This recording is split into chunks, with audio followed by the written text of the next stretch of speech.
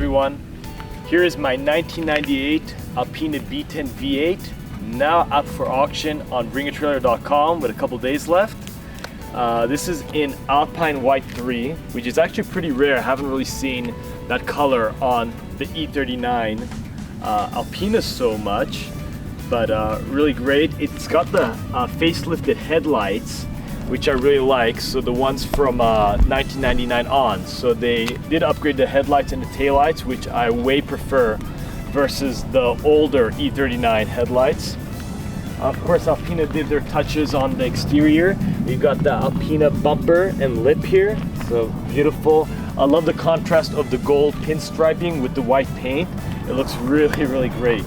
Another thing this car got that was upgraded is the 19-inch Alpina famous 20-spoke wheels. So the stock one was 18-inch on the E39, but you could option it out with the larger 19-inch wheels, which I think looks a lot better. And of course, I love the gold pinstriping of the white. It really contrasts beautifully. And then the other thing it has is, of course, in the back they did the upgraded facelift taillights. So that's that. Alpina, of course, the famous Alpina spoiler in the back here. The Alpina badging, B10, the V8. Pretty much the most powerful E39 you can get of, except for like the V8S and the M5s, of course. It's got the Alpina exhaust. So really nice throaty sound to it. And yeah, oh, of course you want to look at this. If you ever get an Alpina from Japan, you want to make sure it gets this sticker, which is the Nicole Automobile Company, which is the official Alpina dealer in Japan. So they were the only ones that had the license to sell Alpinas back when Alpina was an independent company. Of course, they just got bought out by BMW this past year. So it's part of the BMW group, which I think makes these older Alpinas even more special. And let me show you under the hood so we'll see what really makes this car special. All right, so under here is what we really have that makes this car so special, which is the Alpina 4.6 liter F3 engine. So of course it's based off the M62, but they fully modify it. You can see the Alpina badging. Another cool thing here is, if you can see, this is the original BMW VIN, and it gets crossed out by Alpina, and this is their VIN. So Alpina puts their own VIN number because it becomes their different car completely. So Alpina is their own automobile manufacturer. So when they get from BMW, they cross out the old VIN, and that's the new VIN because it's pretty much a new car. So we can see it's the Alpina sticker here. 0W30 I think is a little bit too thin. I think it's better to go with 10W40 on these. And actually we can see in Japan, they used 10W40 at the last oil change at 169,144 they did there. So that's pretty much recommended. But yeah, great engine, already an excellent engine with the M62, and Alpina just, you know, took it out, put mounted pistons, increased the bore and stroke, changed a lot of the crankshaft, I believe, a few other components. So all hand assembled. They're in Buchloe in Germany, so they really do a great job. And yeah, just love the E39 design, one of my absolute favorite BMW designs, and Alpina just makes it way better. All right, so I love what Alpina did with the interior. Of course, we got the Alpina skid plates there, the Alpina steering wheel in beautiful condition, hand stitched. Of course, you can see the blue and green stitching all along and on the shift buttons. Of course, the seats all get the Alpina stripes as well, and great seats. I prefer these over the leather. I also love the extension here. Such a great touch. I do not know why BMW doesn't really do those kind of sports seats anymore. Everything else is, you know, kind of standard E39. Here is the badge. So that is number 421. You got an exclusive product here. And hey, look, That's a nice M3. E46 M3. Some nice cars coming through here. And yeah, love the seats all around. Again, you get these with leather, but for my money, I do think that the cloth seats are more comfortable, especially if you're in a hotter environment. The windows are tinted all around, but in a nice level. Yeah, you got nice armrests in the back.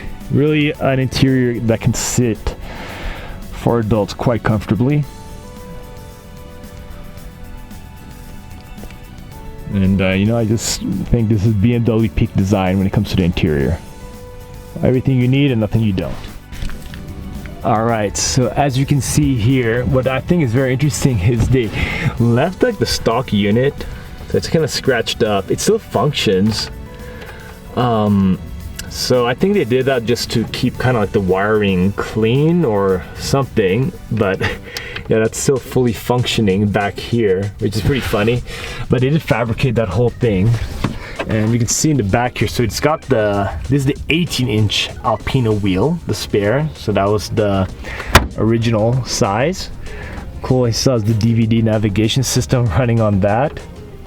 And then it has in the back here the BMW CD changer. Of course, now we have a upgraded unit, so that's not hooked up, but pretty cool. Toolkit is fairly complete, I believe. Yeah, you got most of the things, important ones here.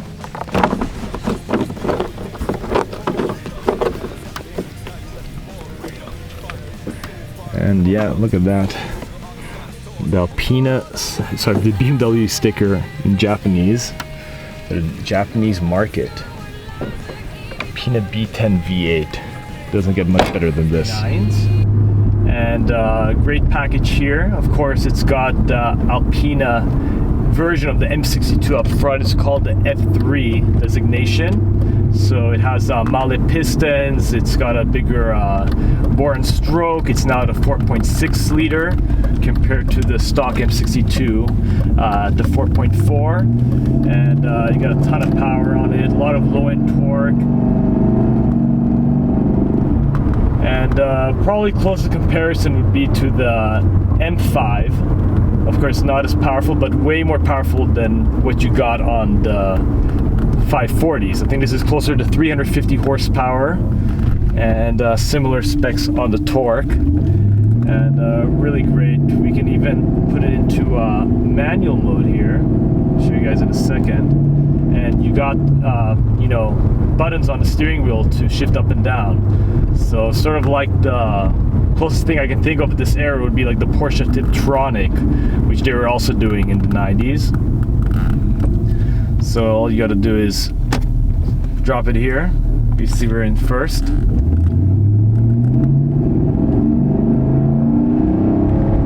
And you just shift up with that.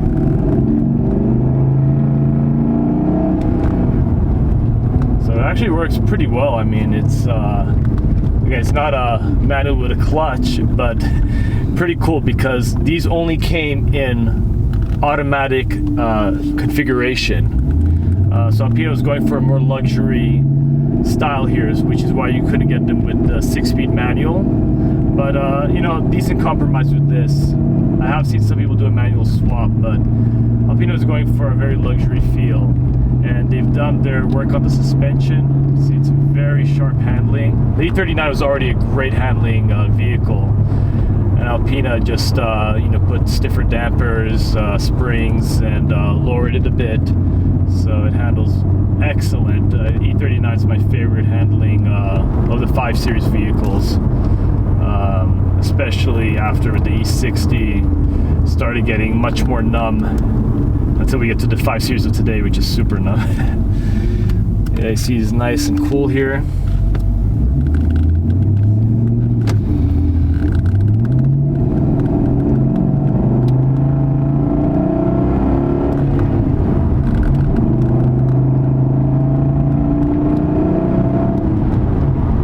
Oh man, it sounds so great. That M62 with the Alpina exhaust in the back. Beautiful sound. Also downshift, so you can see we can do the engine braking. works perfectly. And very easy with the shifting on the steering wheel. So you can do your engine braking this way. Down to first.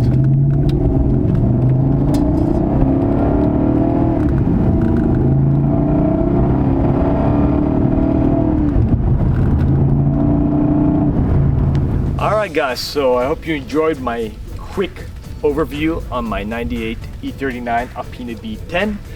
The auction is live now on bringatrailer.com. It'll end this Wednesday, October 29th at noon Pacific time. So don't miss your chance to win a very rare piece of automotive history. And if you're an E39 fan, it really doesn't get much better than this. These cars are so much fun to drive. You get all the style of the E39, but with the Alpina touches, it makes it a real dream. I mean, I own personally 3 Alpinas now, so I have the downsides. Otherwise, I would keep this myself.